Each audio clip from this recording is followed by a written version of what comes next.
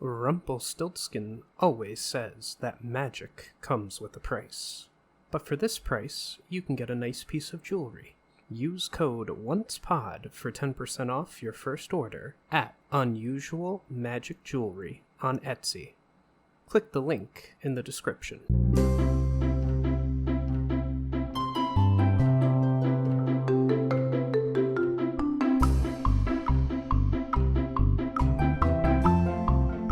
Hello, and welcome to the Once Again podcast. We are your hosts, Ashley and Jason. On today's episode, we will be discussing Once Upon a Time, Season 1, Episode 11, Fruit of the Poisonous Tree. This episode was written by Ian Goldberg and Andrew Chambliss and directed by Brian Spicer. It premiered January 29th, 2012, and had a viewership of 10.91 million. A brief synopsis. A dejected Sydney asks Emma for help uncovering evidence that could expose Regina's corruption, while Mary Margaret and David start seeing each other in secret. And the title card features the genie appearing from his lamp. I'm going to break in early to say that there is no chapter in the Once Upon a Time Reawakened book for this episode in particular, and also to warn you that this episode is going to have a lot of spoilers for future seasons and Once Upon a Time in Wonderland probably too. So you've been warned now. If you don't want any of that, maybe skip this episode or come back to it at a later point. Don't skip it. Pause it and come back later. Well, skip it for now and come back at a later date. Yeah. This is going to be a lot of spoiler heavy, I think, just from the content of this episode. Fair enough. So the episode opens. Oh, and by the way, I had to write most of this recap myself because the wiki was very wrong on a lot of things. Yeah. The episode opens on Henry riding his bike to the beachside castle. Emma greets him and he rides past her, distraught. For the storm that took place in the previous episode has damaged the castle. Emma says she will ask Marco if he can fix it, while Henry digs into the sand underneath the castle, looking for the book. He reveals to Emma that he hid it there because Regina would search everywhere else for it, but she doesn't know about quote-unquote our place, referring to the castle being his and Emma's. Regina arrives, reminding Henry, it's like she doesn't know about this place. Boom, she's there. Regina arrives, reminding Henry that he has a session with Archie this morning. She sends Henry to the car and questions Emma's responsibility as she thinks Emma would allow Henry to play on a broken castle. Regina reminds Emma that she is the sheriff now and has to take things seriously. First off, blue leather jacket alert. Yes. We need to thing. I thought it was hilarious. Like, my mom doesn't know about this place. Your mom knows everything. And she says that later in the episode because of course she does. That was one of the things that I had to write myself. I'm just proud. Yeah. Thank you. Then, this is the other thing. Like, she's like, oh, yeah, you allow him to play here. Well, it wasn't broken and messed up before now. Regina just looks for any cheap shot that she can give Emma. And, like, this whole thing just reminds me of, like, I'm sure when you were a kid, I know when I was a kid, they took all the wooden playgrounds. Took them all down pretty much. So yeah. Oh yeah. Like let's hit the millennials and stuff in the throat. Well, right by my house, we had a playground that was torn down, but within a couple months, it was rebuilt with newer and much nicer stuff. I gotta say. But I feel like that's the typical way, the graveyard, if you will. Yeah, I grew up in a pretty nice area of the town that I lived in, so I'm sure our parents' tax dollars went to paying that, but it was very nice. Yeah. Later, Emma and Mary Margaret are eating at Granny's Diner while Emma tells Mary Margaret about the encounter with Regina earlier. Mary Margaret claims that Regina is upset because Emma and Henry have a special place while her and Henry do not. Mary Margaret receives a text message from David Nolan and quickly rushes out of the diner. Emma is joined at the table by Sidney Glass, who is clearly drunk, and he informs Emma that he can, quote-unquote, grant her wish. He says he is no longer working with Regina because she had him fired from the paper after losing the sheriff election to Emma. Now he wants to help Emma expose Regina. I only have a few notes on this scene. The first being the text from David to Mary Margaret saying, "We need to talk, meet at our spot." So they have their own special spot. And Mary Margaret's phone being ancient. Like, do you remember push buttons on cell phones? Right. And Yeah. like, it's not even like, I know the show is like 10 years old now, but even then we had touchscreen phones. Yeah. So. Yeah. The only show that ever really evolved with the modern tech, I guess it was supposed to take place at the time that the show was coming out, was that I've seen is The Sopranos. Like The Sopranos starts off with flip phones and it ends with smartphones. And then the line of Sydney saying, "I found something that she didn't want found," referring to Regina. He tells Emma this. I think my favorite line though from the entire scene is, "You want a side of bacon with that whiskey?" Yeah. Because Yeah. it's like gotta be like 8, 9 in the morning, like maybe even earlier than that. And like, well, actually, you know, I assume, yeah, it's got to be about that early, right? Yeah. Yeah. They're having So, breakfast. Yeah. yeah. And he's like completely drunk. Mhm. Something that I just thought of now. So you mentioned that there's no chapter about this in the book. This is yet another side character's background that is cut from the book. Like we had. Yeah, because the book, we're not getting any focus on like the side characters. And like the book is mostly the storybook stuff. If anything, it's not really a lot of, like, every once in a while we get a lot of like the 715 chapter was very Enchanted Forest heavy, but we most often don't get a lot of Enchanted Forest in the book. So I'm not surprised we're cutting out a lot of the backstory stuff, but Yeah. I suppose it's not important who he is to the actual plot line. So, in the Enchanted Forest, King Leopold finds a golden lamp washed up on the shore of the sea. He cleans the lamp and frees the genie of Agrabah, who grants him 3 wishes.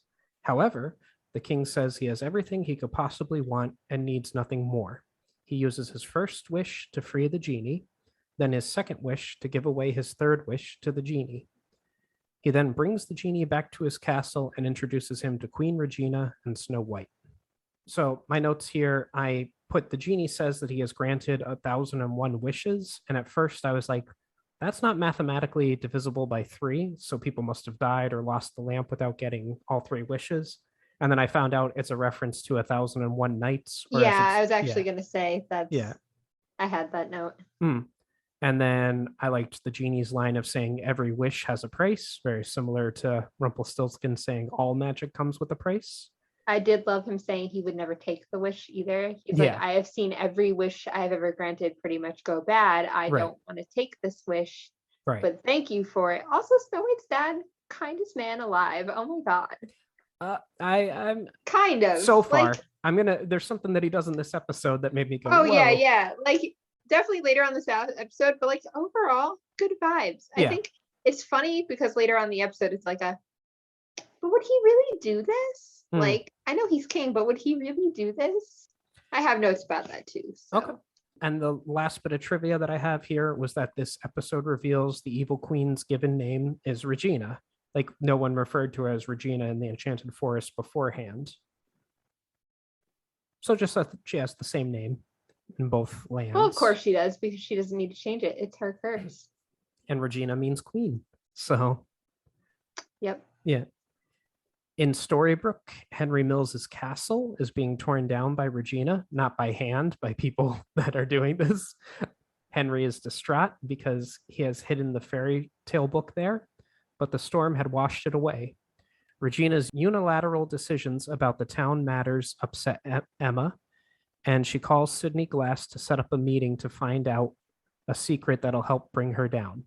Sidney tells her that $50,000 are missing from the town's budget. Mary Margaret and David have a picnic out in the woods.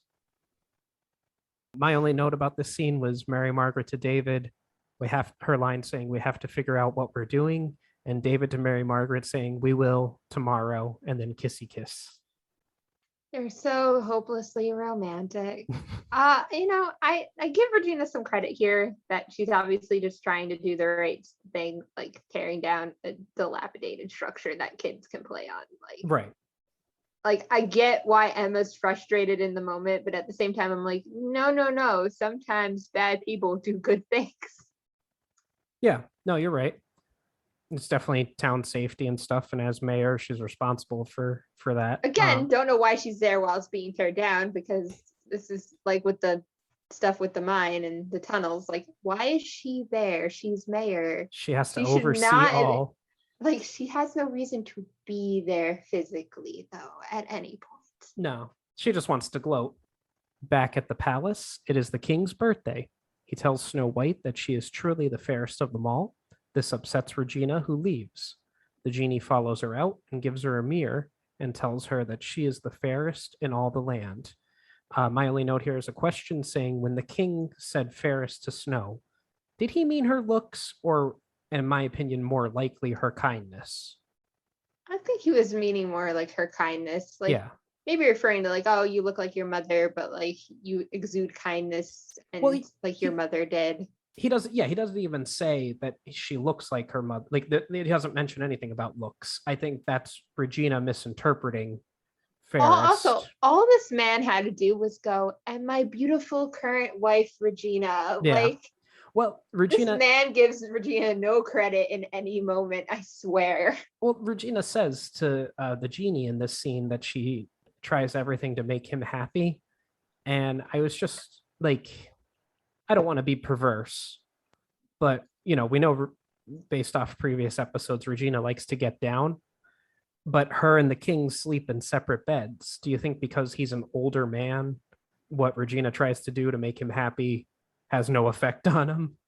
I mean, maybe, but also, like, again, there's other ways, though, that he could make her feel loved and happy. Right. And, like, he admits later on that he knows that she's unhappy. And it's like the audacity to be like, I know she's not happy. Why? But, is it my job to do anything about it? Like, is it explained? sir. Is it explained in later episodes why he married Regina? Like, we know why Regina married him, like in later episodes, but I mean, why? Like, he had Snow White as his daughter, so he has an heir. Was it? Okay, we're probably gonna cut this out. Yeah, that's right. That is gonna get cut. You're right. I forgot that. Okay. Back at Emma and Mary Margaret's apartment, Sydney and Emma are digging up dirt on Regina. Emma notices the town records from 3 weeks ago, the same time that the $50,000 went missing, are also gone. Mary Margaret rushes in to tell Emma she needs to talk to her about something, but stops when she sees Sydney. Emma and Sydney go to visit Regina in her office, where they ask her about the missing money. After they leave, Emma reveals that she planted a bug under Regina's desk.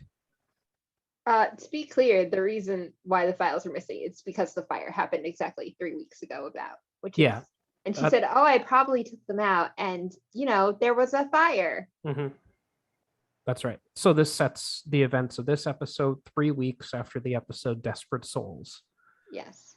And I guess this is a good time to mention after season. I had previously said that after the Camelot season is when we're going to do a timeline, but I realized we should do a timeline before that. So probably at the end of season 1, we'll do a timeline.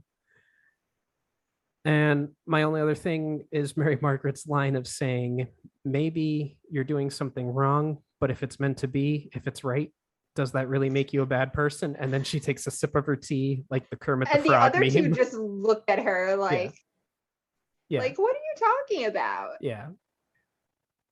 Moving along, the genie is summoned to see the king. King Leopold has read the queen's diary, revealing that she thinks of herself as being trapped. He tells the genie that he thinks the queen is in love with someone else and is unhappy. He asks the genie to find out who the man who gave her the mirror was, a task the genie accepts. So this is where I was like, wow, Leopold, really uncool to read someone else's diary. Yeah, and like obviously he wants to take action against whoever that person is. But again, he also knows he knows that she's unhappy. Yeah. And that he's mostly the cause of that. So instead of like taking action to do something about that, he does nothing. Right. For a woman who already doesn't really like his daughter due to like other stuff. Yeah. But it's just like he could do more, and obviously he's willing to do so much for the genie who like is just a Yeah. genie that's never been in this world before. Like, yeah, I freed you, man. Like, Yeah. Yeah, that he could have used one of his wishes to wish that his wife was happy or something like that. that would have probably gone just as badly, to be fair. True. Fair enough. A few notes that I have here are Leopold saying, "I'm no fool." And then he puts the man who gave the queen the mirror in charge of finding the man who gave the queen the mirror. And that there was a goof in this scene that when the genie enters King Leopold's chamber, he isn't wearing his genie bracelets, this being due to him being freed at the beginning of the episode. But when King Leopold hands him the mirror, the bracelets are now on his wrist. Just a continuity error, or I don't know, costume error, why that happened. Back in Storybrooke, Sydney and Emma find out about a secret meeting in the woods. They drive out there, and then Emma's brakes on her car fail, resulting in a crash. Sydney realizes someone has tampered with the brakes. Mr. Gold comes out and tells them that Regina was meeting with him and that this is land that she has bought, which they are standing on. My notes here are, I hate when this happens in movies, that brakes don't work, movies or TV shows. Yeah. Like, is it the first time that you were using them? You didn't hit a single red light, no stop signs, nothing. And Emma saying, "The bitch tried to have me killed." Another bit of strong language for once. Yeah, that's true. But also, like, Mr. Gold's in the middle of the woods again. Yeah. Like, this is twice now that this man has no business really being in the, like, why did they doing this deal in the middle of the woods for the land and not like at Regina's office, Right. or Regina's house, or Mr. Gold's pawn shop? There are plenty of options to do this deal. And his car isn't there, so seemingly he hobbled his way out there yet again. I don't know. I mean, I can only assume they agreed to do it this way because Regina does know about the bug and what's going on. So, oh, that could be, yes. Like, so that like it was a plan of hers, and Mr. Gold just agreed because Mr. Gold's just like, what does it matter to me? Yeah. Back in the Enchanted Forest, Regina's father shows up and gives the genie a box to take up to her. He tells the genie that the box contains Regina's freedom within it. And my note here is Henry, Regina's father, that is. Is he in on the plan to kill King Leopold, or is he just another one of her pawns? Oh, I can only assume that he was in on it. Like, okay. Also, he's her father. Like, they really wouldn't let him in to see her. Do you think I would have just checked the box. Actually, yeah. Knowing that she's upset, any guard should have checked that box 100%. Like, how the genie was able to sneak in anyway with the box. Well, that was going to be my question, because Henry, Regina's father, tells him that she's locked up and everything. The king won't let her leave. That could have all been BS. Like, I always thought that was a lie. Mm-hmm. That was just something she said, like, that he was told to get him into the place where he needed to be. Mm-hmm. Because it doesn't, like, I don't know why the king would lock her up. Like, I don't think that's his vibe. Like, I know we didn't think he would read a diary either, but like, I don't think he would necessarily lock her up. True. Because he doesn't want her to know that he knows, I assume. Well, and to your point of her getting this box, and why would the guards allow her to get the box? Earlier, we mentioned that the king was looking for who gave her a mirror. So now she's getting another present. Like what's in the box? Like, it's a present, like, that's coming to Regina. Like, yeah. So I think the whole line of her being locked up is just malarkey. Sydney and Emma break into Regina's office. Regina arrives and they claim some kids broke in, and Regina sends them away. The only thing I have here is that Regina's keys have skulls on them. Like, yeah, she has like a full set of skeleton keys. Like, yeah, actual skeleton keys. Yeah, are they to her crypt, or are they to the heart boxes themselves? Yeah, that's a good question. Interestingly here too, though, like, man, could sheriffs just get away with a lot if they just broke into buildings and were like, yeah, I showed up here on the go? Yeah, Regina knows that's not true. And, obviously, but it's so funny. Yeah, and Emma knows Regina knows, but, prove it. Also, where'd they put the papers? Like, they were printing out stuff to take too. Oh, isn't Sydney just like holding them? Like, he stuffs them in his jacket. Oh, okay. When Regina comes in. Back in the Enchanted Forest, Regina opens the box to reveal 2 snakes. The snakes can kill anything with a single bite. Regina tells the genie that she is so unhappy that she is going to kill herself. He stops her from using the snakes on herself and gives her the idea to use them on the king. He offers to be the one to commit the murder. So the snakes are Agrabah vipers, the land that the genie's from, and Regina using the snakes to kill herself is a reference to Cleopatra, who is said to have killed herself with a bite from a poisonous snake as she knew the Romans were coming to take over Egypt. And that there's also a couple other Roman references in here. The word magister is above Regina's door, and that's Latin for master or teacher. That's all I really want to say about that now. Yeah, I think that scene is just, it's like, oh, do we really believe Regina's going to do that for even half a second? No. Kill herself with a snake, please. Mm-mm.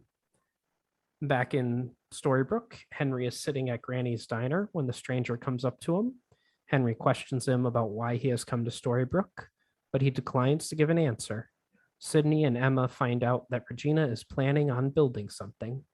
I have to admit, during my first watch of this scene years and years ago, I just right ahead assumed that the stranger was the author of Henry's book. Well, I think that's 100% what we're supposed to get out of that is like, oh, he has something to do with the book because he knows about the book, like obviously, but clearly that's not the case. But also, we don't really get an answer to that for a long time about anything about the book. Just with him having the typewriter in the previous episode and everything, I was just like, oh yeah, this guy clearly wrote the book. So Sydney shows Emma photos that were taken of her and Henry together. He admits that he had been following Emma for weeks on Regina's orders. She knew about their castle and was waiting for the opportunity to destroy it. While at the city council meeting, Sydney brings up the files they found. They accuse Regina of building a home in the woods. Regina, however, reveals that she is building a playhouse for the children of the town. And my notes here are $50,000 isn't really enough for a lavish house in the woods. Yeah, that's true. Yeah. And that the blueprints for the playhouse resemble King Leopold's, later Regina's castle from the Enchanted Forest. And I noticed that they cut to Mr. Gold looking disappointed in this scene after like everything gets revealed. I was wondering, like, is he disappointed in Emma, or could this have been shot from the episode where Emma was running for sheriff and they just used this clip here? It could be. I didn't think about that. My note is, who are these city council people? Were there other people up on the dais with Regina, or? No, but there was people in front of her that were supposed to be city council. Oh, I think like those people at the table, like clearly they're supposed to be members of like city council. Yeah, I don't know. I didn't even notice them, so I have no thoughts. Also, I don't know exactly where, but I have it written that they do. Somebody said something like they actually say "fruits of the poisonous tree," which is the name of the episode, but it's said somewhere in here. So, all right. Anything else, or? Nope. Okay. The genie sneaks into King Leopold's room, where he releases the snakes into his bed. The king is bitten, and the genie reveals that he is in love with Regina. Before dying, the king declares his regret for freeing the genie, acknowledging the previous warning that every wish has a price. Yeah, full circle. And like we already talked, if he had wished Regina's happiness, this would have been like the same freaking Yeah, he would have dropped dead there. Well, no, because you can't wish for like death or whatever. Like you can't kill somebody, but it would have definitely happened. It would have come around to that in some way. Yeah. Mr. Gold congratulates Emma on her courage.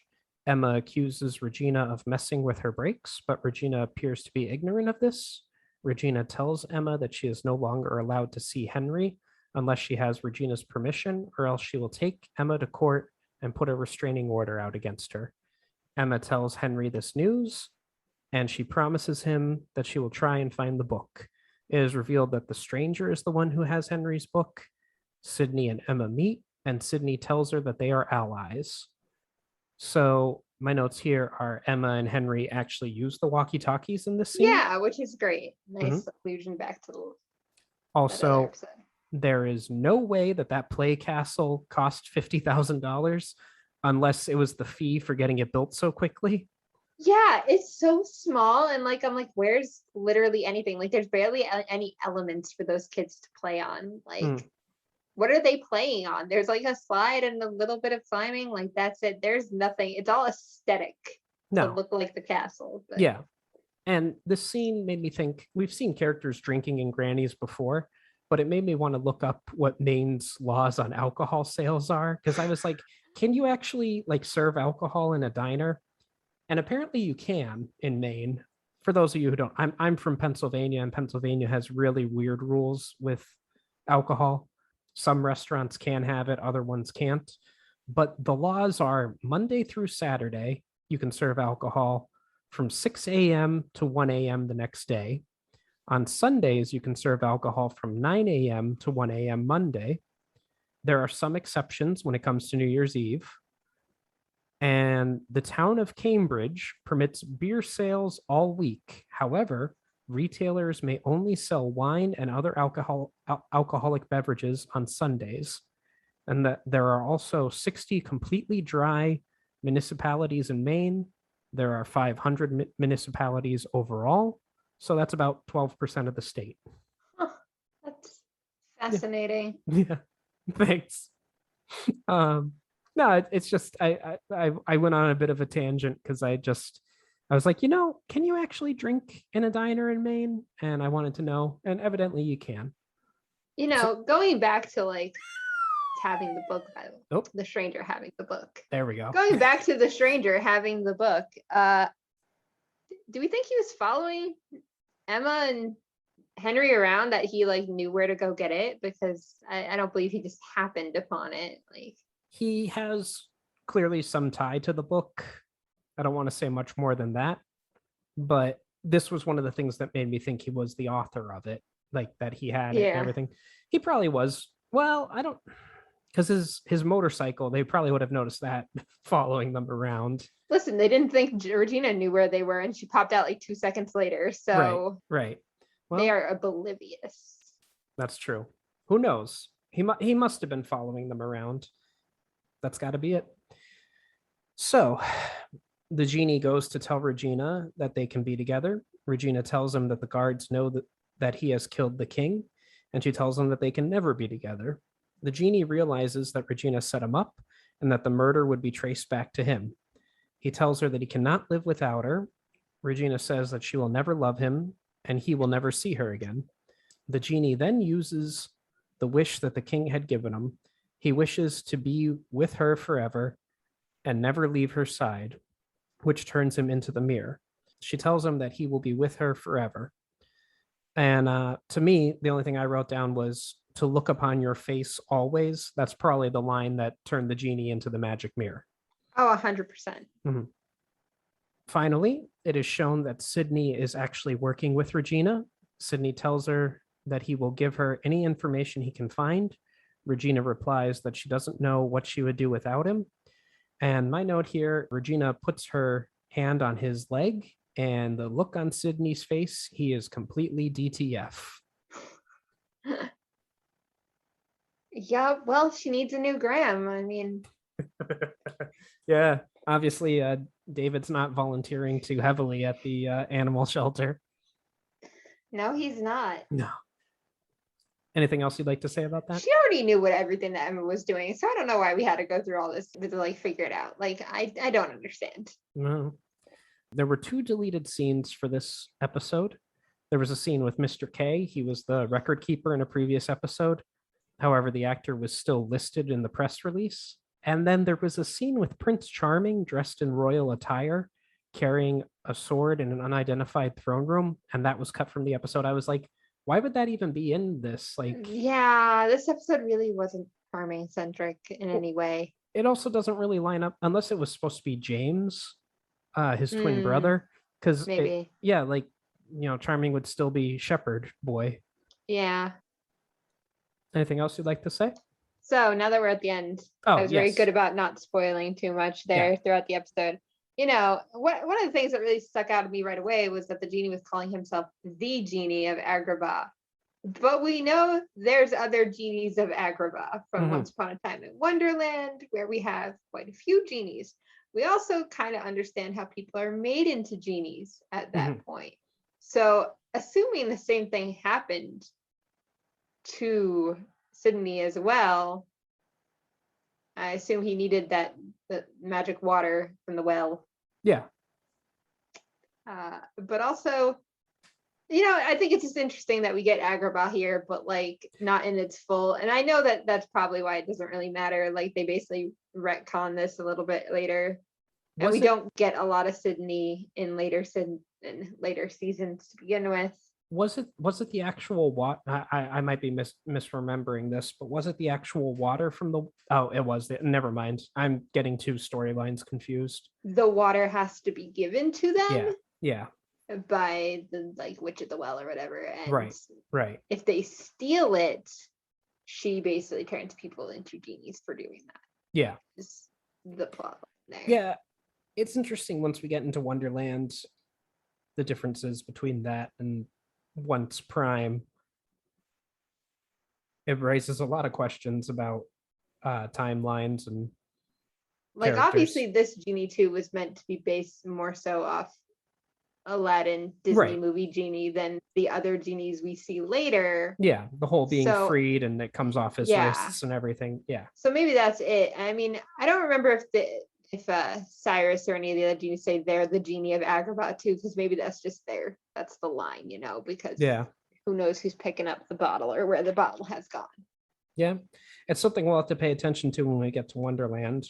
I don't think we ever learn how Sydney's bottle ended up in the Enchanted Forest to begin with. So no, I think you're right. There's not much with Sydney, like his background. I think this is the only episode. This is the only episode. We get some minor things as him as the mirror later on, but we don't get a lot of his episode, a lot of his stuff. We don't see him a lot after the season. We get little snippets. He appears for one or two episodes here and there, but otherwise he just kind of disappears and that's the end of it. We never see him again. Yeah, I'd have to check the real world timeline, but I think he went off to do Breaking Bad because he plays a major character on that. And I would assume that's why. But yeah, it raises a lot of interesting questions about the Wonderland genies and this genie. Well, maybe we'll fill in those questions for people at some point. Anything else you'd like to say, or? No, that was about it. Okay. That concludes this week's episode of the Once Again podcast. Thank you for joining us. Any questions, comments, or critiques can be addressed to either our email at onceagainpod@gmail.com or on Twitter at onceagainpod. If you are feeling generous and would like to contribute to the podcast, we have several tiers available on patreon.com/onceagainpod. Also, a like and a share would be greatly appreciated. Thank you and have a wonderful day.